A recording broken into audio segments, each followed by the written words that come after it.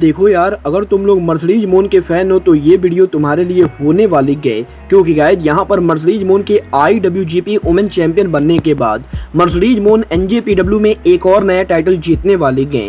AEW में को लेकर बैक स्टेज से एक और बड़ी अपडेट आ चुकी है। AEW में CM पंक के टोनी खान को धमकी देने को लेकर रेसलिंग ऑब्जर्वर का बहुत बड़ा दावा आ चुका है। मीरो AEW पर कब रिटर्न करेंगे, इसको लेकर बड़ी अपडेट आ रही है। तो गाइस वहीं AEW में केनी ओमेगा और जॉन मॉक्सली को लेकर AEW ने एक बड़ा मैच अनाउंस कर दिया है। और गाइस ब्रिट बेकर के दोबारा वुमेन चैंपियन बनने को लेकर ब्रिट बेकर का काफी बड़ा स्टेटमेंट आ चुका है। तो गाइस चलिए बिना किसी देरी के शुरू करते हैं इस वीडियो को। और गाइस सबसे पहले बात करेंगे best in the world CM पंक की। अगर बात करें यहाँ पर CM पंक की, तो गाइस ये बात तो मैंने आप लोग को ऑलरेडी बताई है कि लास्ट वीक WWE के मंडे नाइट रॉ के बैक स्टेज के ऊपर CM पंक 9 सालों के अंदर पहली बार रॉ के ऊपर अपीयर हुए थे। और गाइस 2014 में CM पंक के WWE को लीव करने के बाद पहली बार 9 सालों के अंदर CM पंक WWE के बैक स्टेज एरिया पर पहुंचे थे, जहां पर CM पंक ने WWE के रेसलर्स के साथ साथ WWE के head of creative triple H के साथ भी बात की थी। और गाइस यही CM पंक के रॉ के बैक स्टेज पर अपीयर होने के बाद CM पंक के रॉ पर विजिट करने को लेकर अलग अलग स्टोरी चल रही गई। और गाइस यही अब इन सभी स्टोरी के अंदर रेसलिंग ऑब्जर्वर का एक नया स्टोरी सामने आ चुका है। वेल गाइस इस हफ्ते रेसलिंग ऑब्जर्वर ब्रायन एल्वर्ड और डेव मेल्जर के द्वारा CM पंक के पॉसिबली रॉ पर विजिट करने को लेकर बात की गई है, जहां पर डेव मेल्जर और ब्रायन एल्वर्ड का ये दावा करना है कि CM पंक रॉ के बैक स्टेज के ऊपर बेसिकली ट्रिपल एच और WWE के पुराने रेसलर से मिलने के लिए गए थे। बट गाइस यहां पर अगर CM पंक ने रॉ पर विजिट करने से पहले टोनी खान को ये नहीं बताया था कि CM पंक रॉ पर जाने वाले गए, तो गाइस इसका मतलब ये है कि टोनी खान को CM पंक इनडायरेक्टली धमकी दे रहे गए। और गाइस यहां पर रेसलिंग ऑब्जर्वर का ये दावा करना है कि CM पंक रॉ के बैक स्टेज पर अपीयर होकर टोनी खान को ये बताना चाहते थे कि अगर टोनी खान CM पंक को वापस नहीं लाते गए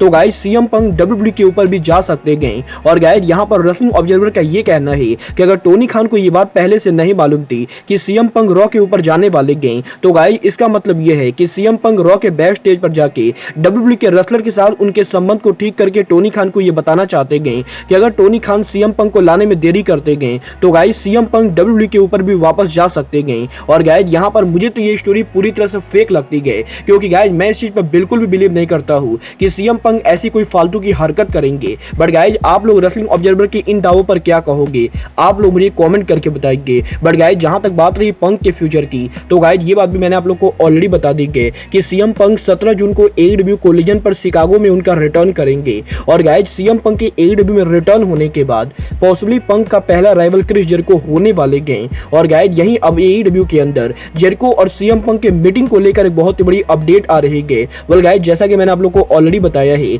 AEW के अंदर CM पंक, क्रिस जेरिको और FTR के बीच में लास्ट फ्राइडे नाइट को एक मीटिंग हुई थी, जहां पर इस मीटिंग के बाद जेरिको और पंक AEW में एक साथ काम करने के लिए तैयार हो चुके हैं। बट गाइस यही अब ये अपडेट आ रही है कि जेरिको और पंक के इस मीटिंग के अंदर इन दोनों के साथ काम करने के अलावा और भी काफी सारी चीजों को लेकर बात हुई है। और गाइस यहां पर जेरिको और पंक के इस मीटिंग के बाद possibly CM punk in future elite के साथ भी काम कर सकते हैं। और गाइस यहां पर बेसिकली टोनी खान ने जब जेरिको, FTR और CM पंक के बीच में फ्राइडे नाइट को ये मीटिंग कराई थी, तो गाइस इस मीटिंग के अंदर क्रिस जेरिको एक बहुत ही इंपॉर्टेंट रोल प्ले कर रहे थे। और गाइस यहां पर बेसिकली AEW के करंट प्लान के हिसाब से अगर जेरिको और CM पंक एक साथ बढ़िया से काम करते गए, तो गाइस इसके बाद क्रिस जेरिको AEW के लॉकर रूम में वो रेसलर होने वाले गए जो बाकी रेसलर्स को भी CM पंक के साथ काम करने के लिए मनाने वाले गए। और गाइस यहां पर बेसिकली अब AEW के अंदर जेरिको बैक स्टेज पर CM पंक और CM पंक के दुश्मनों के बीच में एक मीडिएटर का रोल प्ले करने वाले गए। और गाइस यहां पर अगर जेरिको और पंक की स्टोरी लाइन सही जाती गए,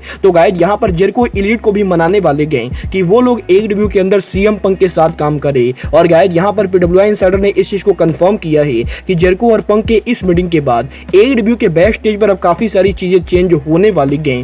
वेल गाइस देखना बहुत ही दिलचस्प होगा कि AEW के अंदर एलीट CM पंक के साथ काम करने के नहीं, बट गाइस जहां तक बात रही AEW में रेसलर्स के रिटर्न होने की, गाइस जैसा कि हम सभी लोगों को मालूम है, AEW के फॉर्मर TNT चैंपियन मीरो के टाइम से AEW के शो पर हमें देखने को नहीं मिलेंगे। और गाइस यही मीरो के AEW से लगातार गायब रहने के बाद अब इस हफ्ते मीरो के AEW में रिटर्न स्टेटस को लेकर रेसलिंग ऑब्जर्वर की तरफ से बहुत ही बड़ी अपडेट आ रही है। वेल गाइस इस हफ्ते रेसलिंग ऑब्जर्वर ने इस चीज को कंफर्म किया है कि फिलहाल AEW कंपनी के अंदर मीरो के रिटर्न को लेकर AEW के पास कोई भी प्लान नहीं गए। और गाइस लास्ट मंथ मीरो के अमेरिका वापस आने के बाद मीरो एक बार फिर से उनके होम कंट्री बुल्गारिया वापस जा चुके गए। और गाइज यहाँ पर फिलहाल टोनी खान के कंपनी के अंदर मीरो के रिटर्न के लिए ना तो कोई स्टोरी लाइन है और ना ही टोनी खान कोई प्लानिंग कर रहे गए। वेल गाइज यहाँ पर मीरो AEW पर कब रिटर्न करेंगे ये तो अभी किसी को भी नहीं मालूम है, बट गाइज मुझे इसके हाई चांसेस लगते गए कि पॉसिबली AEW के कोलिजन शो के ऊपर मीरो AEW पर रिटर्न कर सकते गए। वेल गाइज अब ये तो आने वाला टाइम बताएगा कि मीरो कोलिजन पर रिटर्न करेंगे या नहीं।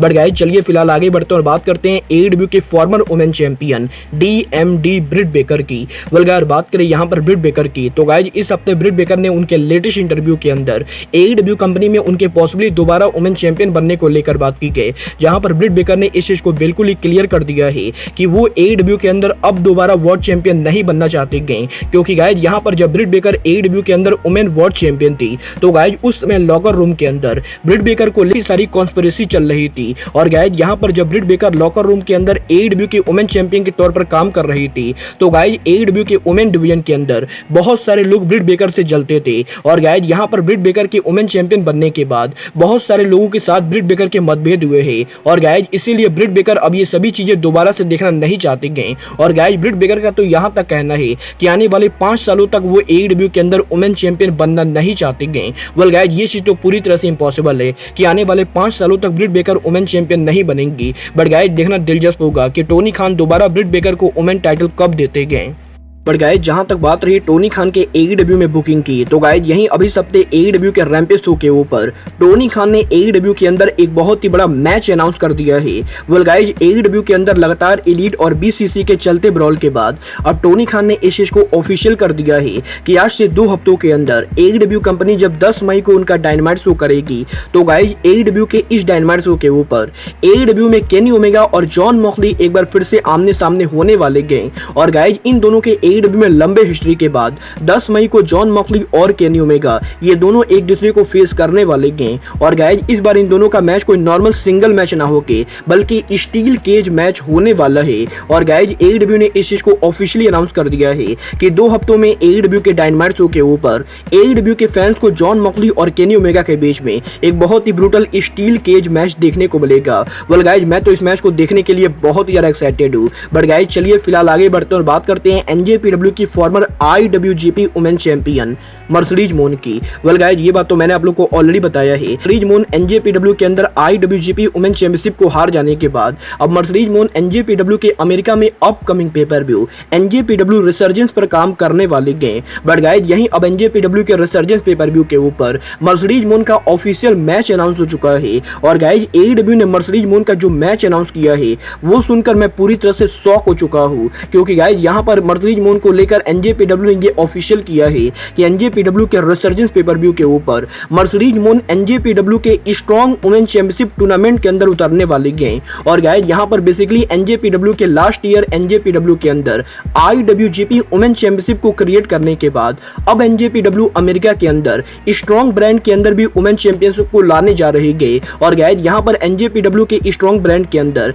NJPW के स्ट्रॉन्ग ओपन वेट चैंपियनशिप और टैग टीम चैंपियनशिप के बाद अब NJPW के 21 मई को रिसर्जेंस पेपर व्यू के ऊपर NJPW USA में उनका new strong women champion crown करेगी। और गाइज यहाँ पर वुमेन चैंपियन को क्राउन करने के लिए NJPW रिसर्जेंस के ऊपर एक मिनी टूर्नामेंट करने वाली गए, जहां पर इस टूर्नामेंट के अंदर मर्सिडीज मोन NJPW के अंदर कम्पीट करेंगी। और गाइज यहाँ पर इस टूर्नामेंट के अंदर NJPW के अंदर हमें स्टर्नी वैक्यूर वर्सेज मर्सिडीज मोन तो वही मोनो वैक्यूर वर्सेज विलो नाइटिंगेल के बीच में एक मिनी टूर्नामेंट मैच देखने वाले मिलने वाला है। और गाइज इन दोनों मैच को जो भी रेसलर जीतेंगे वो NJPW के रिसर्जेंस पेपर व्यू के मेन इवेंट के ऊपर एक दूसरे को फेस करने वाले गए। और गाइज यहाँ पर ये चीज कंफर्म हो चुकी है कि 21 मई को NJPW के अमेरिका में रिसर्जेंस पेपर व्यू के ऊपर NJPW उनका पहला strong open women champion crown करेगी। वेल गाइज क्योंकि इस टूर्नामेंट के अंदर मर्सिडीज मोन है तो गाइज इस चीज को आप लोग 100% कंफर्म सकते हो कि मर्सिडीज मोन ही NJPW की पहली स्ट्रॉन्ग वुमेन चैंपियन होने वाली गए।